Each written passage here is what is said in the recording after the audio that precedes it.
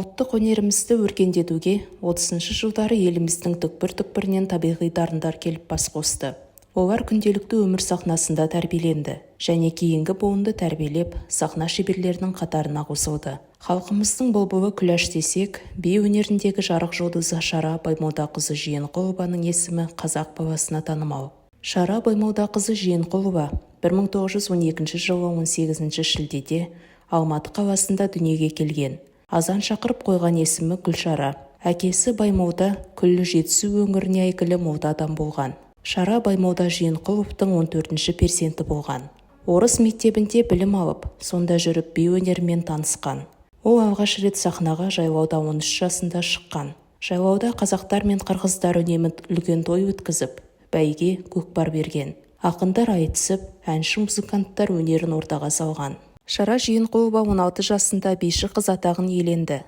Үлкен сахнадағы өнер жолын жолдасы Құрманбек Жандарбековпен бірге Қазақ драма театрында бастаған. 1924-1930 жылдары Шара Жиенқұлова Қазақ педагогикалық институтының тарих факультетінде оқыды. Шара Жиенқұлова 1936 жылы Мәскеуде өткізілген қазақ әдебиеті және өнерінің 10 күндік мәдени шарасына қатысып, өзге халықты ұлттық би өнерімен таңғалдырды. 1938 жылы қазақтың тұңғыш балеті Қалқаман Мамыр қойылымында ол басты кейіпкер Мамырдың партиясын орындады. Балетмейстер Леонид Жуковпен бірлесе отырып, 1940 жылы Иван Надировтың көктем балетін қойды. Өз жұмысын Шара Жиенқұлова 1940-1962 жылы Қазақ филармониясында жалғастырды. 1962-1966 жылдары Қазақ ән-би ансамблінің басшысы болды. 1966-1975 жылдары Алматы хореография училищесінің директоры қызметінде болды. Ол қазақ өнерінің дамуына сүбелі үлес қосты. Ұлттық би өнерін ғылыми тұрғыда терең зерттеп,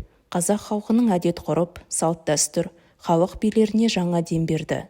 Ол Айжан қыз, Қара жорға, Тәттімбет, Қырық қыз, тағы да сол сияқты билерді дүниеге әкелді. Шара Жиенқұлова театрда ғана емес, өз таңбасын кинода да қалдырған. 1938 жылы Амангелді фильмінде Балым рөлін сомдады. Шәкен Аймановтың 1957 жылы түсірілген Біздің сүйікті дәрігер фильмінде қазақтың мың бұралған бишісі өзін-өзі сомдады. Шара Жиенқұлова 1991 жылы 21 мамырда 80-ге қараған шағында Алматы қаласында көз жұмды.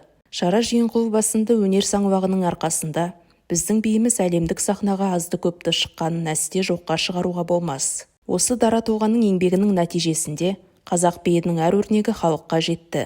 Ол өзінің түсінікті де тартымды, әсерлі де мәнерлі билерімен сол өзі өмір сүрген заманның талабын орындады. Сөйтіп Шара апамыз қазақ би өнерінің қайталанбас жарық жұлдызына айналып, халқымыздың тек өзіне ғана тән қазақ биін классикалық деңгейге көтерді.